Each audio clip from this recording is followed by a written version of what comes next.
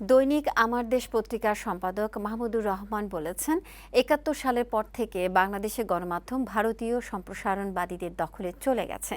এখনও ভারতের এজেন্ট হিসেবে কাজ করছে তারা। গণমাধ্যমকে ফ্যাসিবাদ মুক্ত করতে না পারলে জুলাই বিপ্লবের সুফল পাওয়া যাবে না বলেও মনে করেন তিনি। রোববার জাতীয় প্রেস ক্লাবে সাংবাদিকদের সাথে মতবিনিময় সভায় তিনি এসব কথা বলেন। অন্তর্বর্তী সরকার দ্রুত সুষ্ঠু নির্বাচন দিয়ে সরে যাবেন বলেও প্রত্যাশা তার।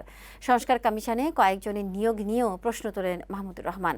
বলেন, মৌলবাদের কার্ড ব্যবহার করে অতীতে গুম, খুন, হামলা, মামলা হয়েছে।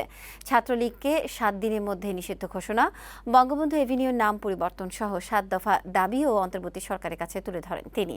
কোনো বাধা না আসলে আমার দেশ পত্রিকা পুনরায় প্রকাশ করার কথাও জানান মাহমুদুর রহমান। মৌলবাদ এবং ইসলামী জঙ্গিবাদ, এটা হচ্ছে ভারতীয় হিন্দুত্ববাদী প্রধানমন্ত্রী মোদির ন্যারেটিভ।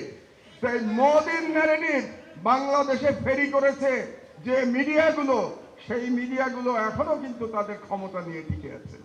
কাজে তাদের বিরুদ্ধে যদি আমরা লড়াই করতে না পারি, এই বিপ্লব আপনি এগিয়ে নিয়ে যেতে পারবেন না।